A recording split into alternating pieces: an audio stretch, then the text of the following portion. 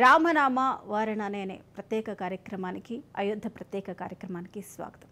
1992 December 6న వివాదాస్పద కట్టడం కూల్చివేత ఘటనలో ఏం జరిగింది?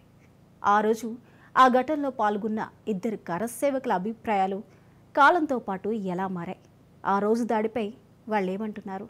బాబ్రీ మసీదుపై కోర్టు తీర్పు వెలువడనున్న నేపథ్యంలో ఆనాటి ఘటనకు ప్రత్యక్ష సాక్షులుగా నిలిచిన సుభాష్జీ ఇప్పుడు మనతో ఉన్నారు. వాస్తవానికి ఆ రోజు ఏం జరిగింది? ఇక్కడ నుంచి ఎంతమంది వెళ్ళారు?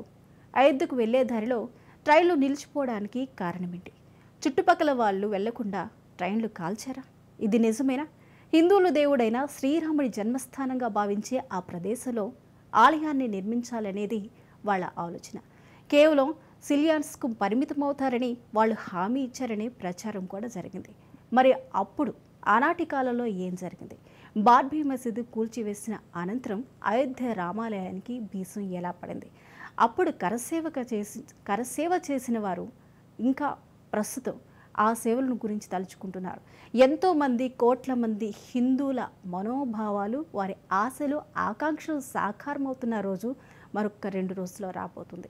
మరి మొత్తానికి రామ మందిర నిర్మాణం అయితే పూర్తి చేసుకొని ప్రాణ ప్రతిష్టకు అన్ని ఏర్పాట్లు చేసుకుంటున్న తరుణంలో మనతో పాటు ఆనాడు జరిగిన సంఘటనల్ని, ఉద్యమాలని గుర్తు చేసుకోవడానికి సుభాష్ చంద్రజీ గారు మనతో పాటు ఉన్నారు. నమస్కారం అండి. సుభాష్ చంద్రజీ గారు, మొత్తానికి ఎంతో మంది, కొన్ని కోట్ల మంది భారతదేశీల హిందువుల మనోభావాలకు తగ్గట్టుగా, వారి ఆకాంక్షలకు తగ్గట్టుగా రామ మందిరం అయోధ్యలో కొలువు తీరుతుంది. ఇక 22న ప్రాణ ప్రతిష్టకు సర్వం సిద్ధమవుతుంది. ఈ నేపథ్యంలో ఆనాడు మీరు కరసేవకులుగా పనిచేశారు. ఆనాటి కాలంలో అసలు ఏం జరిగింది? ఆ సేవలో మీరు ఏ విధంగా పాల్గొన్నారు? ఆనాటి ఉద్యమాల యొక్క ఆంతర్యం ఏంటి? ఏ విధంగా ముందుకు వెళ్ళారు? అప్పుడు రామ మందిరానికి పునాది ఏ విధంగా పడింది? ఈరోజు దాదాపుగా మన యొక్క భారతదేశమే కాదు, ప్రపంచంలో ఉండేటటువంటి హిందువులు, హిందూయేతరులు కూడా రామ మందిరం, అయోధ్యలో రామ మందిరంలో బాలరాముని యొక్క ప్రాణ ప్రతిష్ట ఎప్పుడు జరుగుతుంది అని 1000 కండ్లతో కాదు కదా, కోట్లాది కండ్లతో ఎదురు చూసేటటువంటి మహోత్తరమైనటువంటి ఘట్టం ఏదైతుందో 22 అంటే ఈరోజు శనివారమో, రేపు ఆదివారము, సోమవారము కరెక్ట్ గా 12 గంటల 24 నిమిషాల ఆ యొక్క సమయంలో మన భగవత్ స్వరూపుడైనటువంటి మర్యాద పురుషోత్తముని యొక్క బాలరాముని యొక్క దివ్య దర్శనము ప్రపంచ వ్యాప్తంగా అందరు కానుంది. దాదాపుగా 800 సంవత్సరాల నిరీక్షణ, ఎన్నో లక్షల మంది మన యొక్క భక్తుల యొక్క ప్రాణ త్యాగము, వాళ్ళ ప్రాణాలను సైతము లెక్క చేయకుండా అప్పుడప్పుడు ప్రతి సంవత్సరంలో పోరాటాలు. గతంలో దాదాపుగా 150 సంవత్సరాల క్రితం ప్రారంభమైనటువంటి ఈ ముఖ్యమైనటువంటి పోరాటం ఏదైతుందో మన యొక్క అయోధ్యలో మనము అక్కడ ఉండేటటువంటి రామ జన్మభూమి న్యాసం, విశ్వ హిందూ పరిషత్, రాష్ట్రీయ స్వయం సేవకు, అప్పుడు భారతీయ జనతా పార్టీలో పురుద్దురైనటువంటి శ్రీ లాల్ కృష్ణ అద్వానీ గారు, శ్రీ అటల్ బిహారీ వాజ్పేయి గారు, అశోక్ సింఘాల్జీ గారు, వీరందరి యొక్క నాయకత్వంలో అయోధ్యలో శ్రీరాముడు జన్మించినటువంటి స్థలంలో ఓ భవ్యమైనటువంటి శ్రీరామ మందిర నిర్మాణం చేయాలనే ఆలోచనతోటి మొత్తం కూడా మన యొక్క సోమనాథ మందిరం నుండి అయోధ్య వరకు రామ రథయాత్ర అద్వానీ గారు ప్రారంభించడం జరిగింది. అప్పుడు బీహార్ లో ఉండేటటువంటి మన యొక్క లల్లు ప్రసాద్ యాదవ్ చీఫ్ మినిస్టర్ అక్కడ అద్వానీ గారిని అరెస్ట్ చేయడము, దానికంటే ముందు మొత్తం భారతదేశ వ్యాప్తంగా అనేక అర్రలు జరిగాయి. ఇక్కడ మేము రామశీలలు అంటే ఇటుకలను పూజ చేసి వాటిని అయోధ్యకు పంపాలనేటువంటి ఆలోచన ఉన్నప్పుడు నేను కూడా అప్పుడు ఈ యొక్క అయోధ్యలో ఈ రామ రథయాత్రకు, నేను అద్వానీ గారి రామరథయాత్రకు నేను కన్వీనర్ గా 4 రాష్ట్రాలకు పనిచేయడం జరిగింది. తర్వాత ఇక్కడ మేము రామరథయాత్రలో పాల్గొన్నందుకు ఐఎస్ఐ తీవ్రవాద శక్తులు ఏదైతుందో నాకు అతి ఘోరంగా నన్ను గాయపరచడం జరిగింది. దాదాపుగా ఉస్మానియాలో నేను 20-25 రోజులు ఉన్నాను. మొదటి కరసేవ ఏదైతుందో 1990లో అనేక లక్షల మంది కరసేవ చేద్దాము. అయోధ్యలో రాముడు జన్మించినటువంటి స్థలంలో వివాదాస్పదమైనటువంటి ఒక కట్టడం ఉంది, ఆ కట్టడాన్ని తొలగిద్దాము, అక్కడ రామ మందిరం నిర్మాణం చేద్దామని చెప్పేసి మన యొక్క 90లో అక్టోబర్లో అక్కడ కరసేవ కూడా జరిగింది. లక్షలాది మంది పోయారు. అక్కడ ఉండేటటువంటి ములాయం సింగ్ యాదవ్ ఏదైతుందో కక్షతోటి హిందువులకు ఇక్కడ రామ మందిరం కాదు, కేవలం తుచ్చమైనటువంటి ఓట్ల గురించి అక్కడ దాదాపు అందరినీ కూడా లాఠీలతో కొట్టించడము, బుల్లెట్లతో చంపించడము జరిగేటటువంటి ఘటన 1990 జరిగింది. దాని తర్వాత ప్రపంచం మొత్తం కూడా జాగృత పడ్డది. భారతదేశంలో ఉండేటటువంటి హిందువుల మనోభావాలన్నీ కూడా చాలా దెబ్బతిన్నాయి. అసలు రాముడు జన్మించినటువంటి స్థలంలో రామ మందిరం ఎందుకు కట్టుకోకూడదు అన్నటువంటి ఆలోచన 90 నుండి ఎక్కువగా అయిపోయింది. తర్వాత దాన్ని బాగా ఆలోచన చేసి తిరిగి 1992లో అందరూ కూడా రామ యొక్క విశ్వ హిందూ పరిషత్తు వాళ్ళందరూ కూడా మనం అక్కడ పూజ చేద్దాము, ఎవరు ఆపుతారో చూద్దాము అనేటువంటి ఆలోచనతోటి 1992 డిసెంబర్ మాసంలో ఏదైతుందో అక్కడికి అందరికీ కూడా కరసేవకులను రావాలని చెప్పేసి విశ్వ హిందూ పరిషత్తు, రాష్ట్రీయ సేవక్ సంఘ్, భారతీయ జనతా పార్టీ, అప్పుడు ఉండేటటువంటి మన యొక్క సాధ్వి ఉమాభారతి కానివ్వండి, సాధ్వి రూతాంబర కానివ్వండి, లేకుంటే అశోక్ సింఘాల్జీ గారు, మరియు అక్కడ ఉండేటటువంటి న్యాయానికి సంబంధించినటువంటి పెద్దలు ఎవరైతే ఉందో పిలిపి ఇవ్వడము, అనేక లక్షల మంది మన యొక్క డిసెంబర్ నెలలో అక్కడ చేరుకోవడం జరిగింది. నేను కూడా దాదాపుగా 28 రోజులు అయోధ్యలోనే అక్కడనే ఉన్నాము. అక్కడ ఆత్మాహుతి దళకు నన్ను నాయకత్వం వహించమని చెప్పేసి అప్పుడు ఉండేటటువంటి అక్కడ నాయకులు రామ్జీభాయ్ గుప్తా గారు నన్ను ఆదేశించడము, ఈ యొక్క ఆంధ్రప్రదేశ్, కర్ణాటక మరియు కేరళ రాష్ట్రానికి నేను నాయకత్వం వహించి అక్కడనే ఉండడం జరిగింది. అక్కడ వచ్చినటువంటి రామ భక్తులు పూజ చేసుకునేటటువంటి సమయంలో అసలు ఇదేంటిది వాళ్ళందరూ చూశారు. రాముడు జన్మించిన స్థలంలో ఈ గుమ్మాస్ లాంటివి ఇది ఇక్కడ ఉండకూడదు అని చెప్పేసి అక్కడ వచ్చినటువంటి రామ భక్తుల మనోభావాలన్నీ కూడా ఉప్పొంగిపోయినాయి. ఎట్లయినా కరసేవ చేయాలన్నటువంటి ఆలోచనతో చేస్తుందో అక్కడ ఉండేటటువంటి వివాదాస్పద కట్టడం ఏదైతుందో సాయంకాలం వేళ వివాదాస్పద స్థలాన్ని అక్కడ తొలగించాము. అక్కడ అన్నోరు దాదాపుగా 150 సంవత్సరాల నుండి జరిగేటటువంటి రామ్లల విగ్రహాన్ని ప్రతిష్టాపన చేసి ఆ రోజు 1992 డిసెంబర్ 6వ తారీఖున ఏదైతుందో రామ్లల గారి యొక్క పూజ అక్కడ ప్రారంభమైంది. దాదాపుగా లక్షలాది మంది సుభాష్ చంద్రజీ గారు 1992లో బాబ్రీ మసీదు కూల్చివేసిన తర్వాత అయోధ్య రామాలయానికి సంబంధించి ఆర్కియాలజీ డిపార్ట్మెంట్ ఏదైతే ఉందో డిపార్ట్మెంట్ చేసిన సర్వేలో కానీ అక్కడ చేసిన పరిశోధనలో కానీ ఆలయం కింద భాగంలో ఆ మసీదు క్రింద ఆలయం ఉంది, దాన్ని కూల్చి మసీదుని కట్టడం జరిగింది, దానికి తాలూకా ఆనవాళ్ళు దొరికాయి అంటూ కూడా ఆర్కియాలజీ డిపార్ట్మెంట్ స్పష్టంగా ఒక క్లియర్ కట్ రిపోర్ట్ను అనేది ఇవ్వడం జరిగింది ప్రభుత్వం. అనంతరం ఆ కేసు కోర్టుకు వెళ్ళటం, నరేంద్ర మోదీ ప్రభుత్వంలో ఆనాటి ఉద్యమాల్లో ఎవరైతే పాల్గొన్నారో వారి మీద కేసులు ఏవైతే ఉన్నాయో ఆ కేసులన్నిటిని కూడా తీసి పక్కన పెట్టేయడం, అలాగే సుప్రీంకోర్టు తీర్పు అనుకూలంగా రావడంతో ఈ అయోధ్య రామాలయానికి బీజం పడింది. అయితే బీజం పడిన మొదట్లో ఏ విధంగా ఆనాడు ఉద్యమాల్లో పాల్గొన్న వారు కానీ ఆ నిర్మాణం కోసం ఎంతో ఎదురు చూసిన వాళ్ళు కానీ ఏ విధంగా ఫీల్ అయ్యారు, మీ వంతుగా మీరేం చేశారు? ఇప్పుడు ముఖ్యంగా ఒకటే అని కాదు, ఆర్కియాలజీ డిపార్ట్మెంటు, అలహాబాద్ హైకోర్టు, అక్కడ ఉండేటటువంటి మఠాధిపతులు ఎవరైతే ఉన్నారో అనేక రకాలైనటువంటి ప్రూఫ్స్ ఇచ్చారు. ఇక్కడ రాముడు జన్మించండు ఇప్పుడే కాదు, కొన్ని వేల సంవత్సరాల నుండి పూజలు పురస్కారాలు జరుగుతున్నాయి.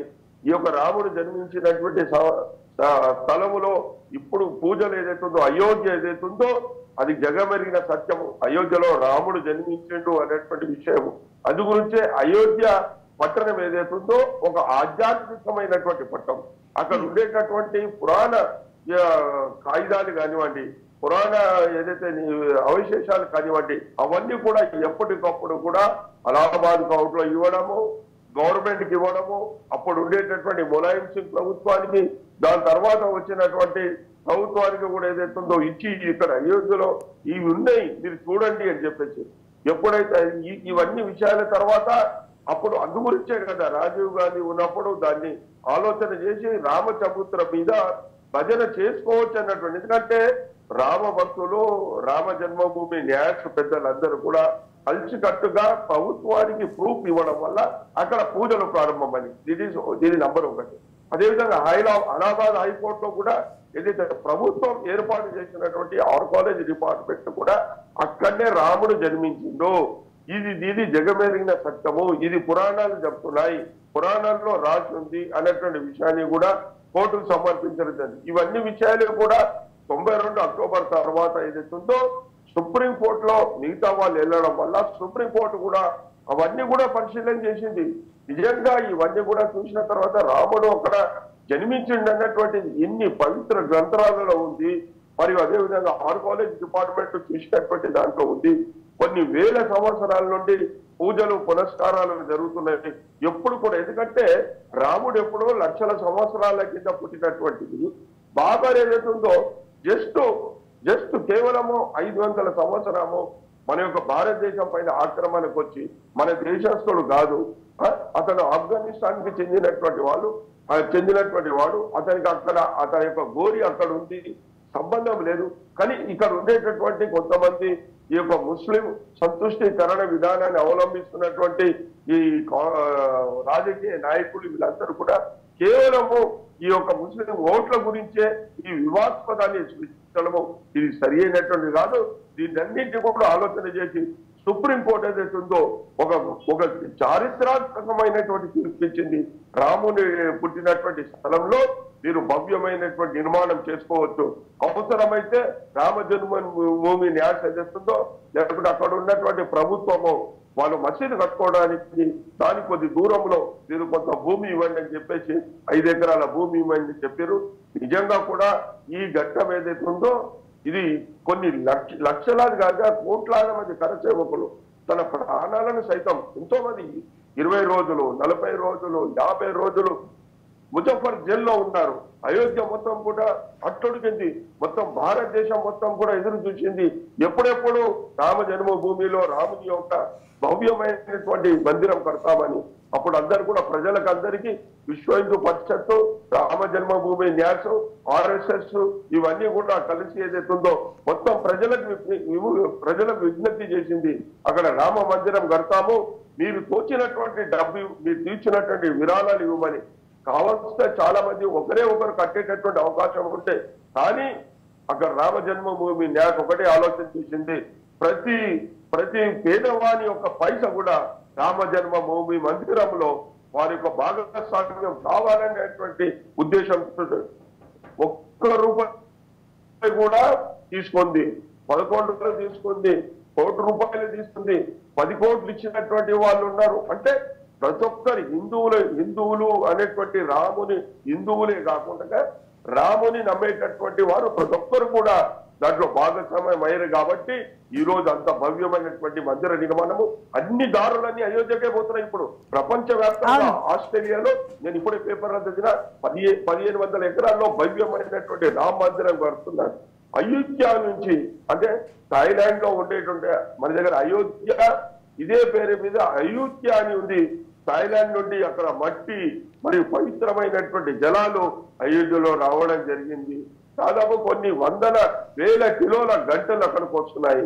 మన అగరవత్తులు వస్తున్నాయి, ప్రసాదాలు వస్తున్నాయి. అంటే దేశ నలుమూలల నుండి కాకుండా ప్రపంచ వ్యాప్తం నుండి అన్ని దారులన్నీ అయోధ్య వైపే 22వ తారీఖున జరిగేటటువంటి ప్రాణ ప్రతిష్ఠ పైన కేంద్రీకరించాయి అని చెప్పేసి ఈ సందర్భంలో తెలియజేస్తూ ఏదైతే కరసేవకులు కరసేవ చేశారో, ఎవరైతే అమరులైనారో నిజంగా కూడా వారి యొక్క ఆత్మ ఈ రోజు ఎదుగుతుందో భగవంతునిలో లీనమైతుంది అని చెప్పేసి నేను కోరుతా ఉన్నాను. మేము పనిచేసినటువంటి వాళ్ళము ఆత్మాహుతిలుగా నేను పనిచేసినటువంటి సంతృప్తి చాలా బ్రహ్మాండంగా ఉంది అనేటువంటి విషయాన్ని కూడా తెలియపరుస్తున్నాను. కానీ నాకు 22వ తారీఖున జరిగేటటువంటి ఈ ప్రాణ ప్రతిష్ఠ కార్యక్రమంలో 4 రాష్ట్రాలకు ప్రాతినిధ్యం వహించిన నాకు ఇన్విటేషన్ కార్డు రాలే. అయినా బాధ లేదు, ఇంట్లో ఉండే టీవీలో రామ ప్రతిష్ఠ కార్యక్రమాన్ని చూస్తానని చెప్పేసి సందర్భంగా తెలియజేస్తాను. సుభాష్ చంద్రజీ గారు, ఈ సందర్భంగా అయోధ్య రామ మందిరంలో రామాలయ నిర్మాణం జరగాలి, ఖచ్చితంగా రాముని దేవాలయం అక్కడ నిర్మించాలి అంటూ కూడా పట్టుపట్టి శబదం పట్టిన ఒక వంశం గురించి కూడా ప్రస్తుతం మనం మాట్లాడుకోవాలి. సూర్యవంశ క్షత్రియులు ఎవరైతే ఉన్నారో ఆ అయోధ్యకు సంబంధించి 150 గ్రామాల ప్రజలు గత 500 సంవత్సరాల నుంచి వాళ్ళ ప్రాతిపదికన వంశపారంపర్యంగా వస్తున్న ఆచార వ్యవహారాలు ఏవైతే ఉన్నాయో తలపాగా కానీ లేకపోతే కాళ్ళకి వేసుకునే చెప్పులు కానీ బయటకు వెళ్ళేటప్పుడు వాడే గొడుగు కానీ తలపాగా చెప్పులు గొడుగు కూడా మేము వాడము రామాలయం నిర్మాణం అయ్యేంత వరకు అని కూడా గతంలో శబదం చేసిన వంశం సూర్యవంశ క్షత్రియులు. అలాంటి వారికి ఈరోజు చుట్టుపక్కల రామాలయ నిర్మాణం అయిపోయిన తర్వాత అయోధ్య రామాలయంలో ఆ రాముని దేవాలయ నిర్మాణం అయిన తర్వాత ప్రభుత్వం ఆ 150 గ్రామాల వారు ఎవరైతే ఉన్నారో సూర్యవంశ క్షత్రియులు ఎవరైతే ఉన్నారో వారందరికీ కూడా తలపాగాలు చెప్పులు అలాగే గొడుగులు కూడా ఇవ్వడం జరుగుతుంది. అయితే వారందరూ కూడా అప్పట్లో ఏ విధంగా ఉండేవారు, వారు కూడా ఉద్యమంలో పాల్గొన్నారా అంటే 500 సంవత్సరాల తర్వాత సూర్యవంశ క్షత్రియులకి ఒక విముక్తి అనేది కలుగుతుంది అని మనం భావించవచ్చా? వారి శబదం నెరవేరిందనుకోవచ్చా? వాళ్ళు అసలు సూర్యవంశ క్షత్రియులు ఎవరైతే ఉన్నారో అయోధ్యలో ఉండేటటువంటి వాళ్ళు ఇప్పుడు కూడా ఏం ఆశించలేదు. వాళ్ళంతా మా రాముడు ఏదైతుందో రామరాజ్యం రావాలి, ఎందుకంటే అప్పుడు ఉండేటటువంటి త్రేతాయుగంలో రామరాజ్యం ఏ విధంగా జరిగిందో ఏ విధంగా ఉండో రాముడు ఆదర్శ పురుషుడుగా ఏ విధంగా ఉన్నాడు, ప్రజలకు ఏ విధమైనటువంటి పరిపాలన ఇచ్చిండో, తల్లిదండ్రులు అంటే ఏ విధంగా ఉండాలి, తమ్ముడు అంటే ఏ విధంగా ఉండాలి, ప్రజలంటే ఏ విధంగా ఉండాలి, శత్రువులను సైతం ఏ విధంగా ప్రేమించాలి అనేటువంటి ఒక మంచి మార్గం చూపించినటువంటి మహోత్తరమైనటువంటి మహా మనిషి శ్రీ రామచంద్ర మహారాజు. అది గురించే రాముని రాజ్యం రావాలి అంటారు. గాంధీ సైతం మహాత్మా గాంధీ సైతము స్వాతంత్రం వచ్చిన తర్వాత మన యొక్క దేశంలో రామరాజ్యం రావాలని, రామరాజ్యం అంటే ప్రజలందరూ కూడా సురక్షితంగా ఉండాలి, పేద ప్రజలు ఎవరైతుందో దారిద్ర్య రేఖకు పైన ఉండాలి. అందు గురించి మొన్న నరేంద్ర మోడీ గారు ఒక మంచి మాట అన్నారు. దాదాపుగా 25% ప్రజలు ఎవరైతే ఉన్నారో దారిద్ర్య రేఖకు పేదరికాన్ని జయించి పైకి వస్తున్నారన్నటువంటి విషయాన్ని, అదేవిధంగా చాలా మంది సాధువులు సంధువులు ఇప్పుడు ఏం చెప్తున్నారు, రాముడు ప్రతిష్టాపన జరిగిన తర్వాత భారతదేశంలో రామరాజ్య స్థాపన అవుతుంది. నిజంగా కూడా రామరాజ్య స్థాపన అవుతుంది నరేంద్ర మోడీ గారి నాయకత్వంలో. మనం చూస్తా ఉన్నాము. మనము ఆత్మ నిర్భర్ భారత్ వచ్చిన తర్వాత దాదాపుగా 80 కోట్ల మందికి ఏదైతుందో తినడానికి అన్నం పెట్టేటటువంటి పరిస్థితి మర్యాద పురుషోత్తర రాముడే మన యొక్క నరేంద్ర మోడీ గారి యొక్క మనసులో ఆ యొక్క విషయాన్ని కల్పించిండు. అదేవిధంగా అందరినీ కాపాడడానికి కరోనా లాంటి ఈ ఘోరమైనటువంటి అది వచ్చినా గానీ కరోనా తోటి ఇక్కడ ఉండేటటువంటి భారతదేశంలోనే వ్యాక్సిన్ కనిపెట్టి కొన్ని కోట్లాది మంది యొక్క ప్రాణాలను కాపాడినటువంటి ఏదైతే ఉందో నరేంద్ర మోడీ గారు, అది మర్యాద పురుషోత్తముడు రాముడు నుండే ప్రేరణ కలిగిందని చెప్పక తప్పదు. అదేవిధంగా ప్రాణాలను సైతం కాపాడాలని చెప్పేసి 10 లక్షల రూపాయల కవరేజ్ తోటి ఆయుష్మాన్ భారత్ యొక్క ఏదైతే ఉన్నదో జరుగుతా ఉందో అది కూడా శ్రీ రామచంద్రుని యొక్క ప్రేరణే. అక్కడ ఉండేటటువంటి ఎవరైతే రాజవంశీకులు ఎవరైతే ఉన్నారో అక్కడ ఉండేటటువంటి ఈ క్షత్రియ సమాజానికి సూర్యవంశం ఎవరితో ప్రతి మఠం కూడా ఒక రామాలయం, కొన్ని వందల వేల మఠాలు ఉన్నాయి. అక్కడ ఆ వంశస్థులు ఎవరైతే సూర్యవంశస్థులు ఎవరైతే ఉంటారో వాళ్ళు ఎప్పుడేం ఆలోచించలే, ఇక్కడ రాముడ ప్రతిష్ఠ జరగాలి, ప్రతిరోజు పూజ జరగాలి, దాని యొక్క ఫలితం ఏదైతే ఉందో భారతదేశమే కాదు ప్రపంచమంతా కూడా మారాలి, ప్రపంచమంతా కూడా రామరాజ్యం కావాలి. రాముడు ఆలోచన చేసినటువంటి ఆలోచన ప్రకారం ప్రజలందరూ కూడా నడవాలి. ఎవరు కూడా ఏ విధమైనటువంటి క్రూరత్వం ఉండకూడదు, ఒక ప్రేమ అభిమానము పంచాలి అయినటువంటి ఆలోచన ఏదైతే ఉందో వాళ్ళంతా సూర్య వంశస్థులు ఆలోచన చేశారు. ఎప్పుడు కూడా వాళ్ళు ఒక రూపాయి కాదు కదా, వాళ్ళు సొంతంగా కష్టం చేసి, నేను చూసాను 30 రోజులు ఉన్నారు, వాళ్ళు తినేటటువంటి ఆహారం ఏదైతే ఉందో సాత్వికమైనటువంటి ఆహారం ఉంటుంది. కేవలము ఈ అన్నాన్ని ఉడికించడము, ఒక ముద్దపప్పు, ఈ రెండు మాత్రమే తింటారు, ఎక్కువ ఏం తినరు. మనం రకరకాలైనటువంటి వంటకాలు తింటాం, కానీ అక్కడ ఉండేటటువంటి గత అనేక 100 సంవత్సరాల ఉండేటటువంటి మఠాధిపతులు, సూర్యవంశ క్షత్రులు ఎవరైతున్నారో అదే రకమైనటువంటి సాత్విక ఆహారం తీసుకొని ఈ రోజు వరకు వారి యొక్క బతుకు గడుపుతున్నారు. వాళ్ళ మనసులో ఉన్నది ఒకటే, రాముడు మళ్ళా తిరిగి ఈ యొక్క రాముడు జన్మించినటువంటి స్థలంలో తిరిగి ప్రతిష్టాపన జరగాలి, ప్రపంచానికి ఏదైతుందో మంచి జరగాలి అనేటువంటి ఆలోచన ఏదైతుందో నిజంగా కూడా సూర్యవంశులకు మనం ఎన్ని జన్మలు ఎత్తినా కానీ వాళ్ళ యొక్క రుణం తీర్చుకోలేమని చెప్పి ఈ సందర్భంగా తెలియజేస్తాం. సుభాష్ చంద్రజీ గారు, ప్రాణ ప్రతిష్ఠ, రామాలయ నిర్మాణం, అలాగే రాముని ప్రాణ ప్రతిష్ఠ, ఈ కార్యక్రమాన్ని ఎంతో ప్రతిష్టాత్మకంగా ఆధ్యాత్మికంగా ప్రభుత్వాలు తీసుకొని ముందుకు వెళ్తున్న తరుణంలో అందరూ కూడా ఎంతో హర్షిస్తున్నారు. ప్రతి హిందువులు కూడా వాళ్ళ కల సాకారమైందంటూ భావిస్తున్నారు. ఆ వేడుకని చూడడానికి ఎంతో ఆతృతగా ఎదురు చూస్తున్నారు. కానీ ఇలాంటి పరిస్థితుల్లో కొంతమంది పీఠాధిపతులు ఎవరైతే ఉన్నారో, ముఖ్యంగా మనం ఇక్కడ చెప్పుకోవాలి, స్వామి నిత్యానంద సరస్వతి, స్వామి భారతి కృష్ణాజీ, స్వామి అభిముక్తేశ్వరానందజీ, స్వామి సదానంద మహారాజాజీ, వీళ్ళందరూ పీఠాధిపతులే. ఈ పీఠాధిపతులు ఆలయ నిర్మాణానికి వచ్చిన ఆహ్వానాన్ని తిరస్కరించి ఇది కేవలం ఎన్నికల స్టంట్, ఎన్నికల స్ట్రాటజీ అంటూ కూడా వారి స్టేట్మెంట్ అనేది పాస్ చేయడం జరిగింది. అంటే ఒక పీఠాధిపతుల స్థానంలో ఉండి ఇంత గొప్ప కార్యక్రమాలు జరుగుతూ ఉన్నప్పుడు, ఇన్ని కోట్ల మంది ప్రజలు ఎదురు చూస్తున్న కార్యక్రమం జరుగుతున్నప్పుడు ఆహ్వానాన్ని తిరస్కరించడాన్ని మనం ఏ విధంగా చూడొచ్చు అంటారు? ఇప్పుడు రామ జన్మభూమి తీర్థ ట్రస్ట్ ఏదైతే ఉందో దాదాపుగా 8,000 మంది 22వ తారీఖున వస్తున్నారు. దాంట్లో 3,000 మంది యొక్క సాధువులు, సంతులు, మఠాధిపతులు, పీఠాధిపతులు ఉన్నారు. 3,000 మంది, ఒకరు కాదు, ఇద్దరు కాదు, 3,000 మంది. ఈ యొక్క రామ జన్మభూమి తీర్థ ట్రస్ట్ ఏదైతుందో పంపించినటువంటి ఆహ్వానాన్ని సున్నితంగా మేము రాము అని చెప్పినటువంటి మహానుభావులు ఒక 5-6 మంది, 7-8 మంది మాత్రమే ఉన్నారు. వాళ్ళ మనసులో ఏముందో తెలియదు. ఎందుకంటే ఒక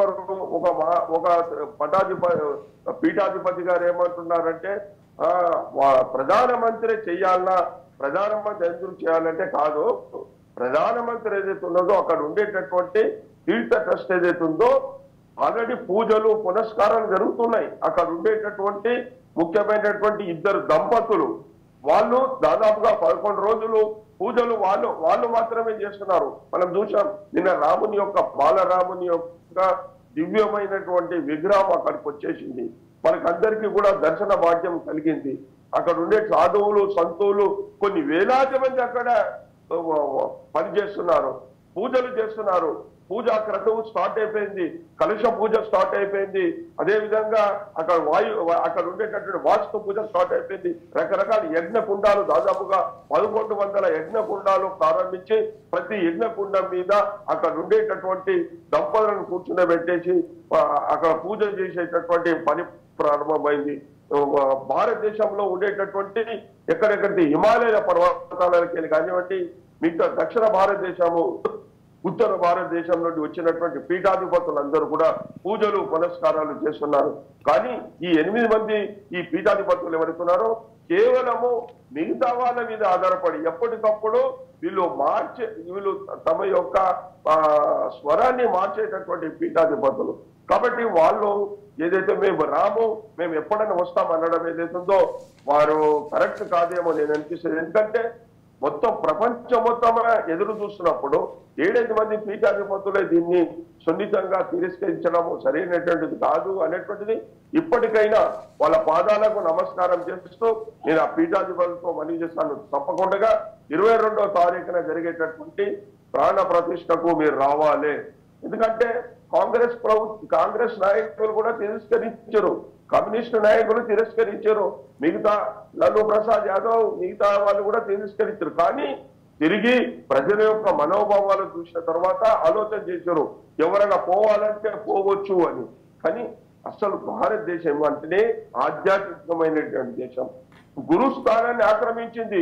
ప్రపంచంలో ఉండేటటువంటి 165 దేశాలు ఏదైతుందో ఈ రోజు భారతదేశం యొక్క హైందవ సంస్కృతిని, హిందూ సంప్రదాయాన్ని, మన యొక్క వేదాలు వాళ్ళందరూ కూడా అకలింపు చేసుకుంటున్నారు. మనము నరేంద్ర మోడీ గారు యోగా చేయాలి, మీరు ఆరోగ్యాన్ని కాపాడుకోండి అంటే యోగా చేస్తున్నారు. మనం చూస్తా ఉన్నాం ఎన్ని రకాల మన పీఠాధిపతులు అక్కడ వేరే దేశాలకు పోయి ప్రవచనాలు ఇస్తున్నారు, భక్తి మార్గంలో నడిపిస్తున్నారు. ప్రపంచవ్యాప్తంగా మన యొక్క దేవులను పూజేటటువంటి పరిస్థితి ఉంది. స్వయాన అబుదాబి రాజ్ ఏదైతే ఉందో మన యొక్క అక్కడ సౌదీ అరేబియాలో ఓ భవ్యమైనటువంటి మన యొక్క అక్కడ హరే రామ హరే కృష్ణ మందిరాన్ని నిర్మాణం చేసి సుభాష్ చంద్ర గారు ఇప్పటికే అయోధ్యకి బాలరాముడి విగ్రహం గర్భగుడిలోకి వెళ్ళిందంటూ కూడా తెలుస్తుంది. ఇప్పటికొచ్చి ఆ పిక్చర్ మనకి చూపించకపోయినప్పటికీ కూడా చెక్కేటప్పుడు శిల్పాలు చెక్కేటప్పుడు ఏవైతే ఉన్నాయో కొన్ని బయటికి రావడం జరిగింది. దానికి సంబంధించిన ఫోటోలు అయితే అవన్నీ కూడా సోషల్ మీడియాలో వైరల్ అవుతున్నాయి.